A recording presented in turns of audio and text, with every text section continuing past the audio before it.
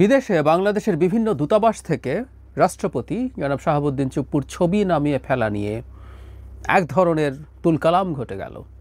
নানান স্পেকুলেশন, এবং কেউ কেউ এটাকে বাড়াবাড়ি বলতে পারেন, আবার কেউ কেউ এভাবেও বলতে পারেন যে এটা হয়তো হবারই কথা। বাংলাদেশ অত্যন্ত ভলেটাইল একটা সিচুয়েশনের মধ্য দিয়ে যাচ্ছে, এবং এই সিচুয়েশনের মধ্য দিয়ে যাবার কারণে নানা রকম গুজব ডালপালা মেলবে, এটা খুবই স্বাভাবিক।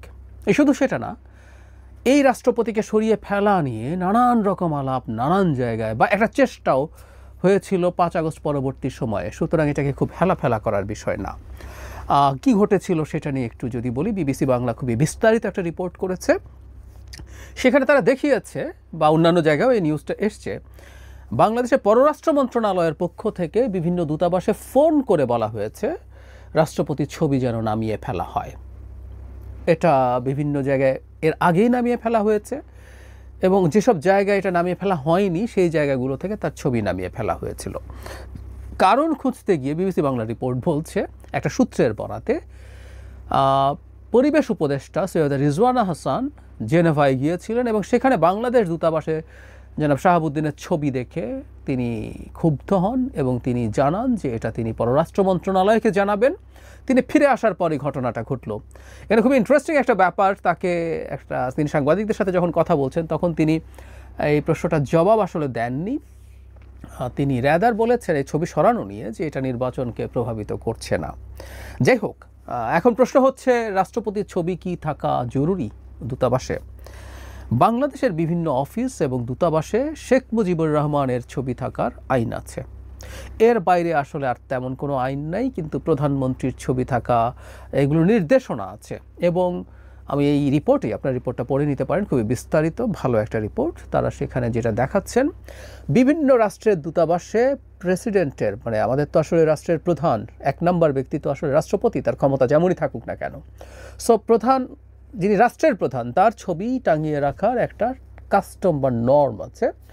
বাংলাদেশের দূতাবাসগুলো সম্ভবত এই নর্মটা ফলো করছিল। এখন নানান প্রশ্ন এসে হাজির হয়েছে। আমরা ধরে নিলাম যে যেটা আইনের পার্ট না, সরকার সেটা থেকে মুক্ত হতে চাইছে। যদি সেটা হয়ে থাকে, সবচেয়ে জরুরি যে প্রশ্ন, ফোন করে কেন এটাকে সরাতে বলতে হবে? এটা একটা অফিসিয়াল অর্ডার, এবং এই অফিসিয়াল অর্ডারটা লিখিতভাবেই যেতে পারতো। তার চাইতেও জরুরি কথা, যখন প্রচুর শোরগোল হচ্ছে, প্রচুর আলাপ আলোচনা হচ্ছে, প্রচুর স্পেকুলেশন হচ্ছে রাষ্ট্রপতিকে কি সরিয়ে ফেলা হচ্ছে, এই আলাপ, এবং রাষ্ট্রপতিকে সরিয়ে ফেলার সাথে সেনাপ্রধানকে সরিয়ে ফেলার আলাপ অনেকে জুড়ে দেন। আমি সেই জায়গায় আসবো, সেই সময় আসলে কি হচ্ছিল সেটা নিয়ে। তো সেটা নিয়ে সরকারের কোনো রকম কোনো ব্যাখ্যা, অফিসিয়াল ব্যাখ্যা আমি অন্তত এই ভিডিওটা রেকর্ড করার সময় পর্যন্ত পাইনি। নানান সূত্রের বরাত, এটা সেটা নানানভাবে বলা হচ্ছে। এখন জনাব শাহাবুদ্দিন মানুষ কেমন, তিনি আওয়ামী লীগের লোক কিনা? নিশ্চিতভাবেই তাই। এবং শুধু সেটা না, আওয়ামী লীগ রাষ্ট্রপতি হিসাবে এমন মানুষকে চুজ করেছে, আমরা যখন তাকে চুজ করা হয়েছিল তখনই বলেছিলাম, যিনি শেখ হাসিনার একনিষ্ঠ ভক্ত, একনিষ্ঠ ভৃত্য, এরকম মানুষকেই রাষ্ট্রপতি হিসাবে নিয়োগ করা হবে। মানে তিনি শেখ হাসিনাকে কদমবুসি করতে পারেন না, কিছুদিন ধরে খেয়াল করছেন। একটা ইন্টারভিউতে তিনি বলছেন সেটা তার কাছে খুব খারাপ লাগছিল। এটা আসলে পরে বুঝতে পারেন যে তাকে রাষ্ট্রপতি করা হবে সিদ্ধান্ত তখন তিনি নিয়েছেন বলে তার আর কদমবুসি গ্রহণ করছেন। একজন রাষ্ট্রপতি হওয়ার পরে এই ধরনের আলাপ তিনি করছেন।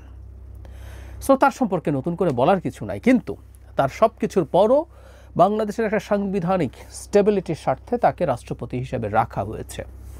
এটা ঠিক আছে, কিন্তু তাকে যদি এখন ছবি সরানো শুধু সরানোর কারণেই হয় সেটা একদিক, কিন্তু যে বললাম একটা কনটেক্সট আছে, সেই কনটেক্সটে আসছি।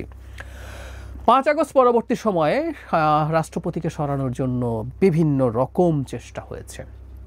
রাষ্ট্রপতি কেন সমস্যা সেটাই আসবো, কিন্তু আমরা খেয়াল করেছি প্রবাসী খুব গুরুত্বপূর্ণ অনলাইন ইনফ্লুয়েন্সাররা দফায় দফায় রাষ্ট্রপতির বিরুদ্ধে কথা বলেছেন।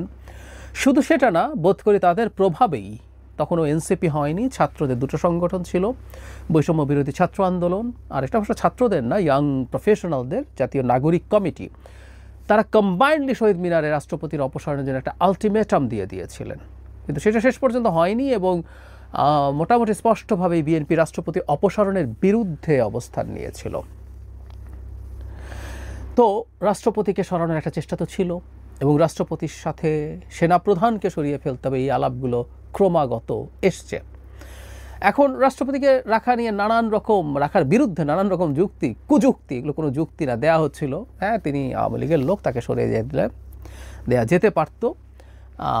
এখনও সরানো নিয়ে নানান রকম কনস্টিটিউশনাল আলাপ হয়, তখনও হচ্ছিল। যেমন ধরুন, রাষ্ট্রপতি তো স্পিকারের কাছে পদত্যাগপত্র দেওয়ার কথা, স্পিকার তো নাই, তিনি রিজাইন করেছেন সংবিধান অনুযায়ী। আমি আর্টিকেল ধরে ধরে বলছি না, সব কনস্টিটিউশনে আছে, যে কেউ দেখে নিতে পারেন।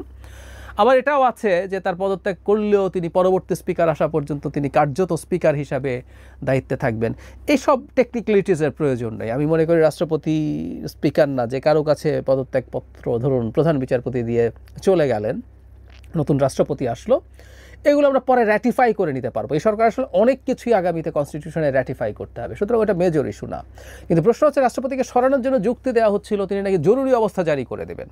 তো তখনও আমি ধরে ধরে দেখিয়েছি যে জরুরি অবস্থা জারির জন্য সেই কাগজে, সেই অফিসিয়াল লেটারে প্রধানমন্ত্রী, মানে এখন প্রধানমন্ত্রী জায়গাতে প্রধান উপদেষ্টা, তার সিগনেচার থাকতে হবে। সুতরাং একজন রাষ্ট্রপতি একা একা কখনো জরুরি অবস্থা জারি করে দিতে পারে না। তবে রাষ্ট্রপতির একটা জায়গায় এখনও গুরুত্ব আছে, সেটা হলো আমাদের বাহিনী প্রধান। তিনি যেহেতু আমাদের সশস্ত্র বাহিনীর সর্বাধিনায়ক, তাই সশস্ত্র বাহিনীর যে কোনো একজন, ধরলাম সেনাপ্রধানকে সরানোর জন্য প্রধান উপদেষ্টার সাথে রাষ্ট্রপতিরও সম্মতি প্রয়োজন হবে।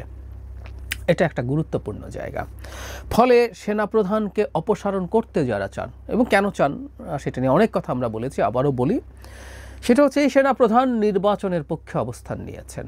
তিনি সেনাবাহিনীকে খুব বেশি লম্বা সময় বাইরে রাখতে চান না, প্রকাশ্যেই বলেছেন।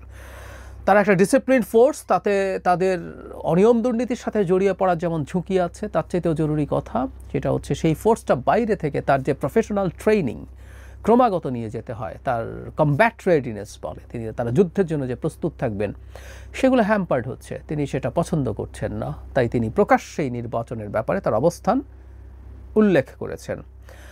এখন সেনাপ্রধানের তো রিটায়ারমেন্ট হচ্ছে না, আমাদের এখন সেনাপ্রধান কেউ নিযুক্ত হলেই তার আগে তার যতদিনই চাকরি থাকুক না কেন, তিনি 3 বছরের একটা মেয়াদ পান।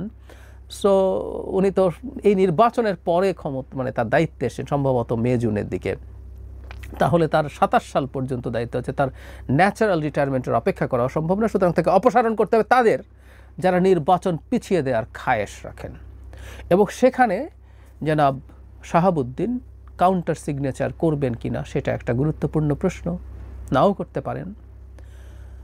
এবং তাকে যদি সরিয়ে ফেলেন নিজের মতো একজন রাষ্ট্রপতি বসিয়ে দেওয়া যায়, নানান রকম নাম আছে, যারা এই চেষ্টাগুলো করেন তাদের অনেক প্রপোজড নেম আছে, তাদের একজনকে বসিয়ে দেওয়া গেলে তাহলে এই কাজটা করা। রাষ্ট্রপতির আর আসলে তেমন কোনো ক্ষমতা নাই। আমরা কনস্টিটিউশন আর্টিকেল 48(3) নিয়ে বলি যে জাস্ট দুটো ক্ষমতা, প্রধানমন্ত্রী নিয়োগ করা আর প্রধান বিচারপতি নিয়োগ করা ছাড়া।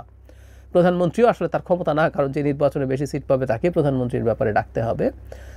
তাহলে ডিফ্যাক্ট বা কার্যত আসলে একটা মাত্র ক্ষমতা আছে, এর বাইরে তার আসলে কোনো ক্ষমতা নেই। সবই তার পরামর্শে, প্রধানমন্ত্রী বা প্রধান উপদেষ্টার পরামর্শে করতে হবে। তাহলে আসলে তার কোনো ক্ষমতা নাই। এই জন্য আমরা খেয়াল করছি যারা বিরাট খারাপ কিছু করে ফেলবেন, জনাব শাহাবুদ্দিন চুপ্পু, কি হলো এতদিনে, আওয়ামী লীগ তাকে দিয়ে কু করিয়ে ফেলবে, জরুরি অবস্থা জারি করে ফেলবে, ওটা করবে সেটা করবে, সব স্টুপিড আর্গুমেন্ট আমাদের চারপাশে ঘুরে বেরিয়েছিল। কি দাঁড়ালো এখন? কিছুই হচ্ছে না। কিন্তু ওই যে বললাম, সম্ভবত এটা যদি সরানোর চেষ্টা হয়, আমি নিশ্চিত নই, কিন্তু যদি চেষ্টা হয় আবারও হবে মূলত সেনাপ্রধান টার্গেট। এই কারণে সেনাপ্রধান ব্যক্তি হিসেবে বলছি না, তিনি তার শেখ হাসিনা পতনের সময়টাতে যেরকম একটা ডিসাইসিভ রোল প্লে করেছেন, শেষ পর্যন্ত এসে শেখ হাসিনার আত্মীয় হয়ে, শেখ হাসিনার দ্বারা নিযুক্ত হয়েও, এমনকি যদি শেখ হাসিনা টিকে যেত সবার আগে মৃত্যুদণ্ড হতো এই সেনাপ্রধানের, এই ঝুঁকি নিয়ে তিনি করেছেন। তার বাহিনী তার সাথে ছিল। আমরা এর আগের একটা সভার কথা জানি, যেখানে তার বাহিনীর বিভিন্ন পর্যায়ের কর্মরতরা খুব স্ট্রংলি জনগণের বিরুদ্ধে না দাঁড়ানোর অবস্থান নিয়েছিলেন, তিনি সেটা করেছেন। ফলে এই মানুষটার যদি তাকে সরিয়ে ফেলা, তার পক্ষে আমরা আসলে এসবের চাইতেও এর পরবর্তী পর্যায়েও যে ডেমোক্রেটিক ট্রানজিশন, সেটার পক্ষেও তিনি খুব শক্তভাবে আছেন। সুতরাং we are lucky to some extent. আমি অনেক সময় বলি যে ধরনের ভোলাটাইল সিচুয়েশনে সেনাবাহিনী, সেনাপ্রধান আমাদের মতো দেশগুলোতে বসে থাকেন বা স্বপ্ন দেখেন তিনি ক্ষমতা নিয়ে নেবেন বা সেনাবাহিনী ক্ষমতা নিয়ে নেবে, সেটা না করে তিনি রাদার আমাদের গণতান্ত্রিক ট্রানজিশন এগুলোর পক্ষে দাঁড়াচ্ছেন। সেই কারণে আসলে আমরা তাকে সমর্থন করছি। এটা কোনো ব্যক্তিগত ইস্যু না, আমাদের গণতন্ত্রের স্বার্থেই এই সেনাপ্রধান থাকা দরকার। সো রাষ্ট্রপতিকে সরিয়ে ফেলার আলাপ আবার আসবে কি